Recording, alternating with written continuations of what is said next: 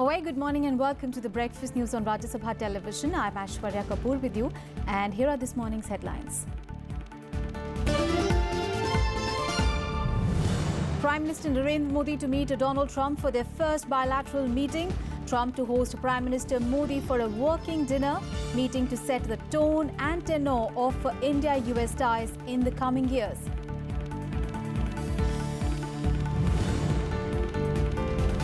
Prime Minister Modi addresses the US-Indian diaspora, says we'll make India as good as America, talks about terrorism, surgical strikes in his speech, invites American CEOs to invest in country.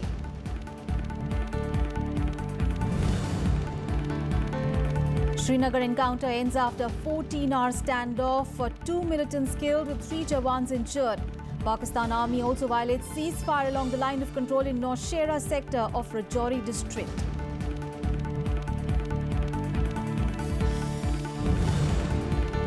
At least 150 killed, 117 injured in Pakistan fuel tanker inferno. The tanker overturned and spilled oil on the road in Bhawalpur.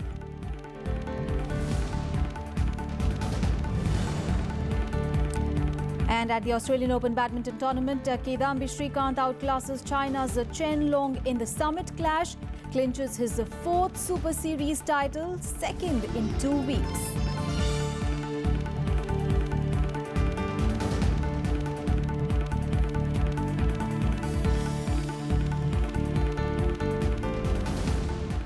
Our top story this morning, Prime Minister Narendra Modi will meet US President Donald Trump today. The two leaders are expected to discuss at White House a wide range of issues, including setting priorities and consolidating gains in the bilateral ties.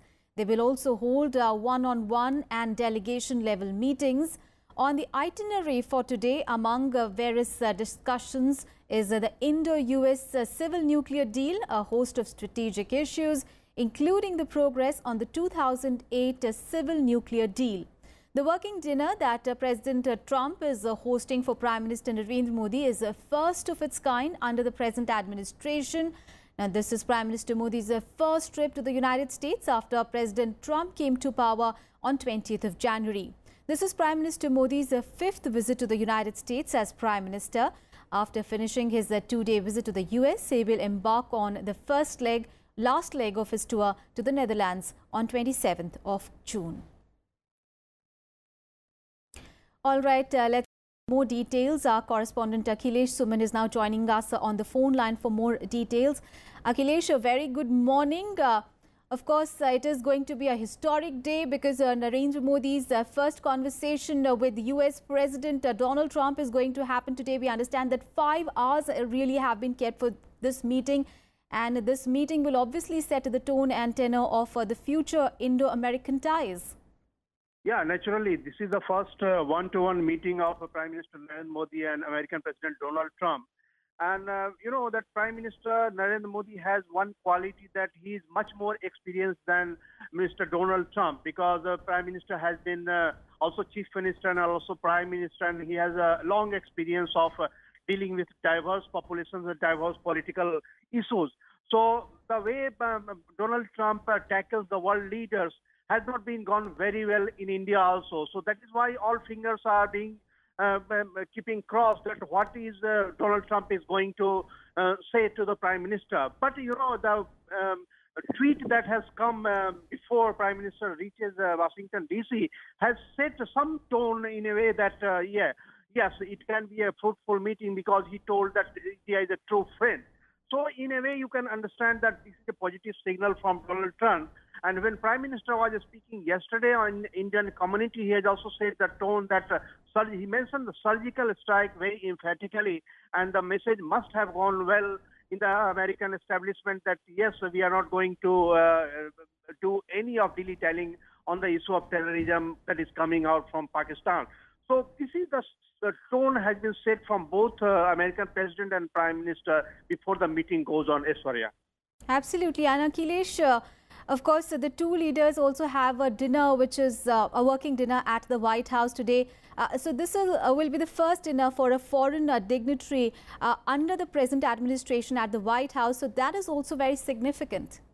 Yeah, that's really very significant because once you invite someone at your own home and invite someone in a hotel, that makes a lot of difference. A lot of emotional changes takes place when you invite someone to eat at home. So Mr. Donald Trump has shown the magnanimity to call the biggest democracy of the world, head of the government's head, to his home, and in a way that it gives signal to the whole world that yes, we respect democracy and we respect that things should go in the world. And he has also mentioned that Indian position has always been good for the world. So you can understand that all these positive signals have come from American president, and we expect that there will be some positive. You know that issues are so complicated, the issues of terrorism that we expect from any other country in the world. These are all very complicated, and every country has their own interests involved, own threats, and own perceptions are involved. So we cannot expect anything to change it overnight.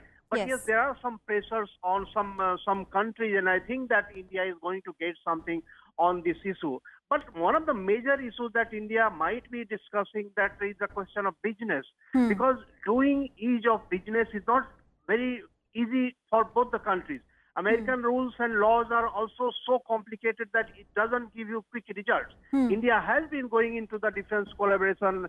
India wanted to have a defense collaboration from American, but Americans' system is so complicated that you can get results in 2 years or 3 years to just buy a F-16 aeroplane. Yes. So it's not very easy of business from American side also. And Americans also are skeptical about certain domestic issues that comes up in India off and on, and they also get scared that what will be of the tax regime, what will be the domestic stability, political stability. So these are the things that Prime Minister also has to assure the American president, and he has already talked to the American CEO yesterday, and he has assured that yes, we are giving priority to ease of business to American companies. So let's see what comes up after 5 hours meeting between President Donald Trump and Prime Minister Narendra Modi. Absolutely. We will have a sleepless night tonight as well. Yeah, we will have to wake up and see that how things turn. Yes. Akhilesh, you spoke about the issues of, the ease of doing business. You spoke about terrorism that is also going to weigh on the minds of the two leaders as they meet in the White House today. But there are other issues as well, including the civil nuclear deal. There's also the issues of, India's concerns over H-1B visas. And, of course, defense cooperation is going to top the agenda as well. Yeah, right. These are the issues that is long pending issue. See, India has signed a civil nuclear agreement with America, and in a way that Americans have given us a leeway in the whole world that even without being an NPT country, we can do the nuclear trade with other countries. So it was a historical agreement. But you know that American system is also problematic because the Westinghouse, there's the biggest American nuclear giant, he has filed for bankruptcy. And another, General Electric, is also not very interested in doing nuclear business. So problem is not from the side of India, problem is from the side of Americans. And then America has to clear its own problems before going into nuclear business with India. So at this point of time, India is on the right track as far as. But other than that, there is a Paris Agreement. The way Mr. Trump announced that he will come out of the Paris Agreement and he will not abide by the COP Agreement. So it is going to be discussed. I think that India has made it clear that we will be with the Paris Agreement, and India has an alliance with other countries. So in that way, India has an upper hand. But all other issues, beyond all other issues, this will be a meeting of minds and hearts. Because Mr. Donald Trump, he has been seen working on his own whims off and on. And I think that he has to get it balanced in a way that any statesman understands things that are in complication in the world. Right. So this will be the right time for Mr. Trump, who is heading the oldest democracy in the world, and Mr. Modi, who is heading the biggest democracy in the world. And this will be having a fruitful result in coming days, I believe, Aishwarya. Absolutely. And President Donald Trump's tweet earlier where he mentioned Prime Minister Narendra Modi as a true friend has also set the tone for a very productive meeting between the two leaders. Thank you so much, Akhilesh, for joining us this morning. And earlier, Prime Minister Narendra Modi met chief executives of major US companies on Sunday in a bid to attract investments in India. He also addressed the Indian community in Washington, D.C., where he spoke about the 3 years of his government. He also spoke about India's successful surgical strikes and said that the country showed that it can defend itself when needed. Prime Minister Narendra Modi on Sunday made a pitch to attract investments in India as he met chief executive officers of leading American companies on the first day of his 2-day visit to the United States. Addressing CEO roundtable with US business leaders in Washington, Modi said that growth of India presented a great opportunity to US companies to contribute to the partnership between the two countries. Prime Minister also said that the implementation of the landmark initiative of the Goods and Services Tax could be a subject of studies in US business schools. The Prime Minister interacted with 21 business leaders, including Apple CEO Tim Cook, Walmart CEO Doug McMillon, and Google CEO Sundar Pichai, all whom reaffirmed their commitment to growing with India. It was very good. I think it was a discussion across many industries. And I think the Prime Minister was looking for insights into how India can attract more foreign investment. And I think there were good ideas discussed.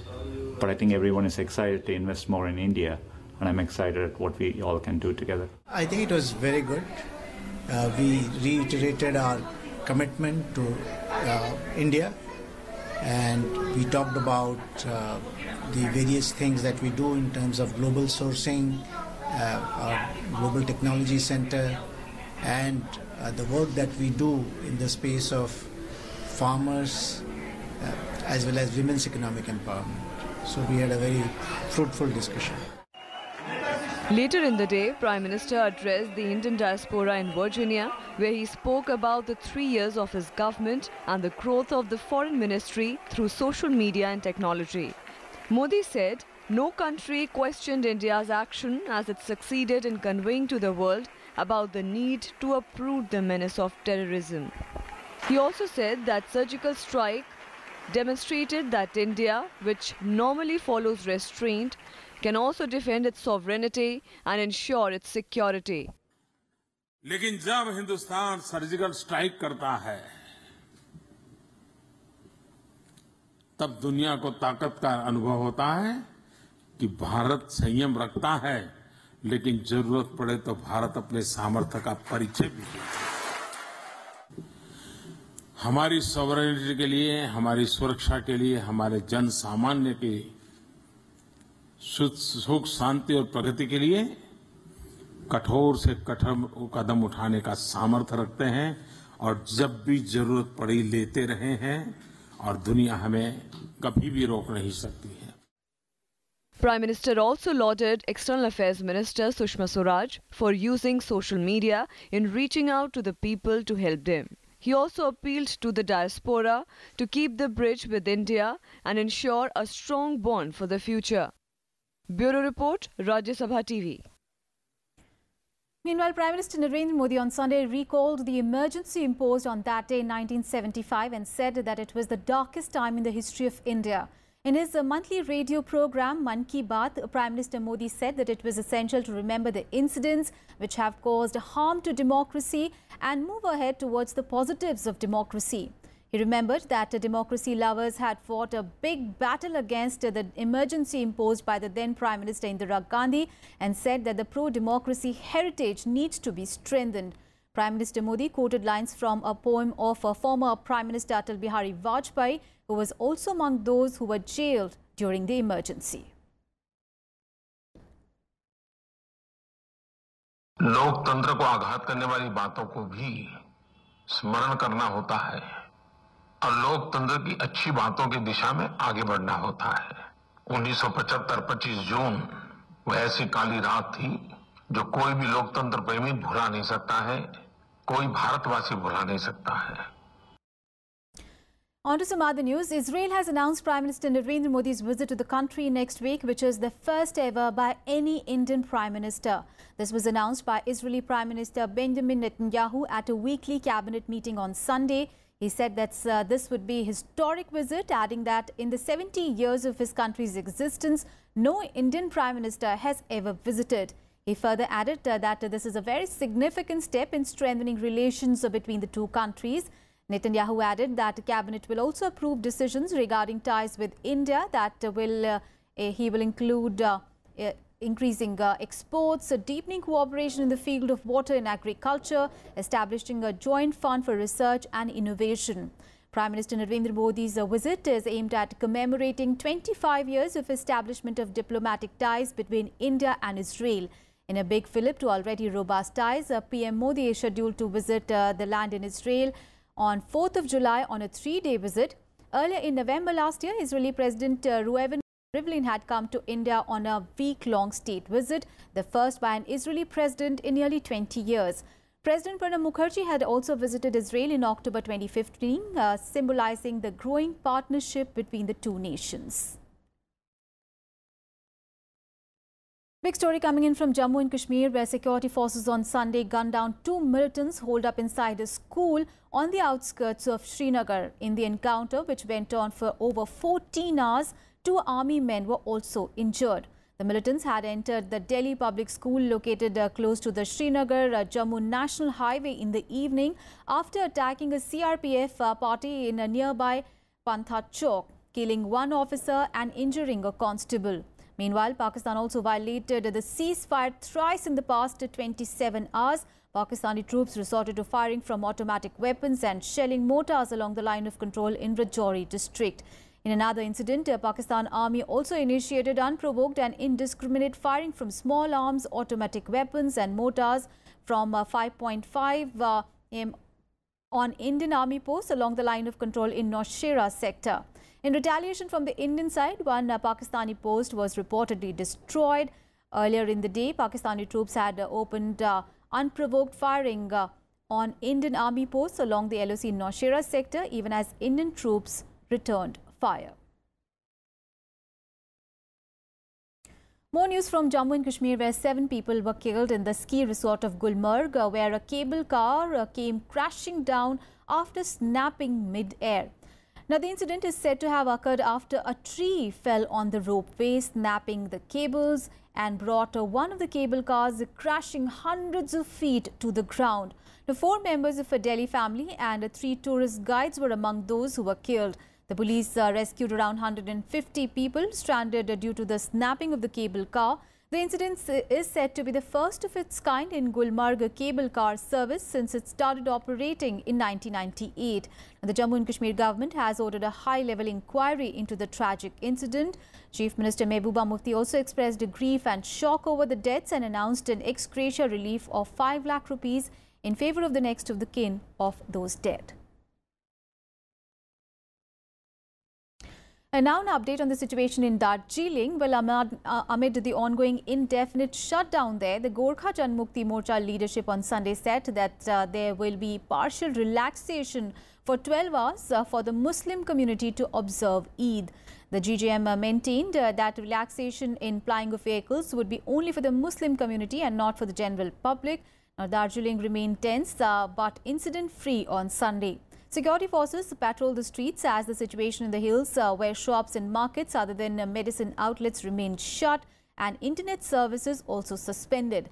The GJM had office in Singmari, which was closed after the police raid on 15th of June, was open on Sunday. Meanwhile, in Siriguli, an outfit Amra Bengali organized a rally in protest against the separatist movement of the GJM.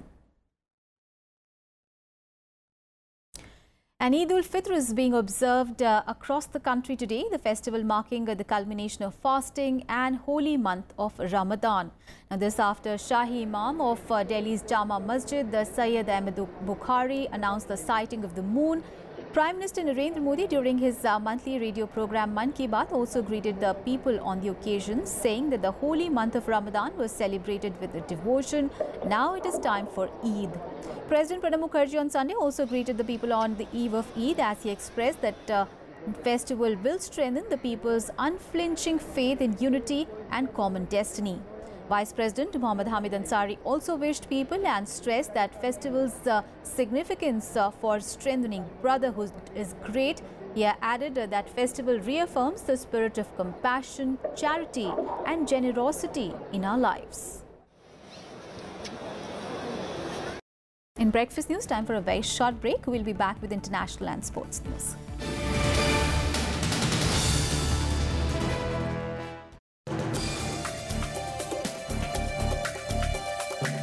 Hello and welcome. I'm Amritan Shura and you're watching Law of the Land.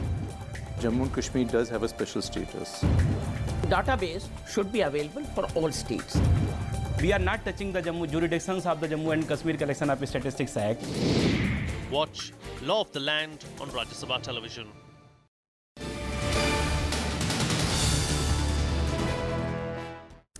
Welcome back. A big story coming in from Pakistan, where at least 150 people were shot to death and 117 others were injured in a massive blaze in the country's Punjab province. Now, the incident happened after an oil tanker overturned and the crowds rushed to collect the fuel that had spilled over the highway. The tanker then caught fire, apparently sparked by a passerby lighting a cigarette. Hundreds killed and scores injured in oil tanker inferno in Pakistan's Bahawalpur city on Sunday. Reports say the tanker filled with oil overturned and spilled while trying to navigate a turn. A huge crowd gathered to collect the oil from the spillage. Traffic police tried in vain to keep the crowds away from the tanker as local people, including women and children, continued collecting fuel. A huge fire then erupted, engulfing all the people standing around the vehicle. सामने एक धमाके की आवाज़ आई है, तो वहाँ पहुँचे और आग लगी हुई थी। इंसान अब ये टैंकर को और ये मोटरसाइकिल चल रहे थे आदमी, इंसानों की यहाँ डेड बॉडियाँ थी तकरीबन 126-27। फटने के बाद पेट्रोल जैसे निकला है, लोगों को जैसे नजरें पड़ी हैं, उन्होंने शोर मचाना शुरू कर दिया है। पेट्रोल पेट्रोल पेट्रोल और काफ़ी सारे बंदे जो थे गैलनों के अंदर, जगहों के अंदर और काफ़ी सारे बोटल्स थे उनके पास, तो उन्होंने उसके अंदर पेट्रोल भर भर के साइड पे रखते गए। तो एक पेट्रोलिंग पुलिस वाले जो थे भाई, उनकी अपनी गाड़ी जिस टाइम जल चुकी है, वो और मैं, हम दोनों थे, हम लोगों ने वास्ते किए, हाथ जोड़े, मिलते किए, भाई यहाँ ब्लास्ट हो जाएगा, मेहरबानी करें, लेकिन उन्होंने मेरी बात नहीं मानी, जिसके बाद ब्लास्ट हुआ है। Several vehicles were damaged in the fire, including 6 cars and 12 motorcycles. Fire and rescue teams immediately reached the accident site and doused the flames. Bodies of many were charred beyond recognition. Army helicopters were dispatched to ferry casualties to hospitals. The nearby Ahmedpur Sharkia Health Centre and Bahawal Victoria Hospital have no burn units. As a result, some casualties were taken to distant hospitals. The death toll is expected to rise as many of the injured are reported to be in a critical condition. Pakistan aviation के helicopters आ चुके हैं, जो critical जितने भी injured लोग हैं उनको बहावलपुर से मुल्तान और आगे खारिया बर्न सेंटर में मुंतकिल किया जा रहा है. The tanker had been transporting 25,000 litres of fuel from Karachi to Lahore. Traffic on the national highway route has been suspended. Pakistan Prime Minister Nawaz Sharif is cutting short a visit to London in response to the incident. Bureau Report, Rajya Sabha TV. And let's get you some more international news in World Wrap. At least 9 people were dead when a passenger boat sank on a reservoir in northwestern Colombia. About 28 people are missing after the Almendrate vessel went down near the tourist town of Guatape. There were about 150 people aboard. Rescue boats hauled victims from the water and the top deck of the vessel. Army helicopters and divers have been sent to the scene. The United States says that some demands set by 4 Arab states on Qatar in return for lifting sanctions be difficult to meet. US Secretary of State Rex Tillerson on Sunday, however, said that the proposals provided a basis for dialogue leading to a solution of the crisis. The statement comes after Qatar rejected the list of 13 conditions imposed by Saudi Arabia and its allies, Egypt, the UAE and Bahrain, for the lifting of sanctions. Qatar has been under diplomatic and economic sanctions for more than 2 weeks by the 4 countries. Cladding on 60 high-rise buildings across 25 local authority areas in England has failed fire safety tests. Now, there are plans to test the fire resistance of cladding on up to 600 buildings following the Grenfell Tower fire in North Kensington on 14th of June. All the buildings examined so far have failed the test. The firefighters said that they could not guarantee the safety of the buildings, which has a cladding similar to Grenfell Tower, where the fire is feared to have killed at least 79 people. Rescue workers in southwestern China pulled bodies out of piles of rock and mud on Sunday as they search for 93 missing people. This after a landslide buried a mountain village, with some residents giving up hope of finding survivors now. A huge landslide crashed down on the village of Shimo in mountainous Sichuan province as dawn broke on Saturday. 15 people have been confirmed dead.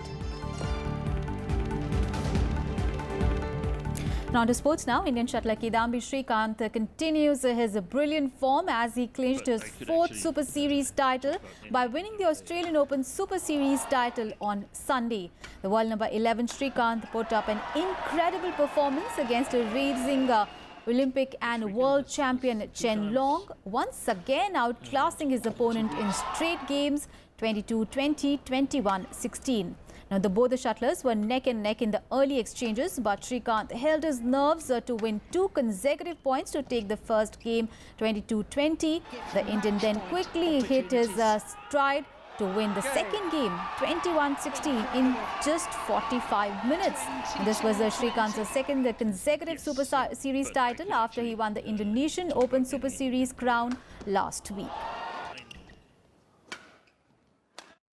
And in cricket, India defeated West Indies by 105 runs in the second ODI at the Port of Spain yesterday. Now put into bat first, India made 310 for 5 in a match that was reduced to 43 overs aside due to rain. Openers Ajinkya Rahane and Shikhar Dhawan once again laid the platform for a big score as they had a 114-run partnership. Ajinkya Rahane then went on to score his 3rd ODI ton as India pushed on scoring through captain Virat Kohli's superb 50. Set to score 311 runs for a win, the hosts could manage only 205 runs for 6 in the stipulated overs, with the spinner Kuldeep Yadav now claiming 3 wickets. With the win, India went up 1-0 in the 5 ODI series. The 3rd match will be played on Friday.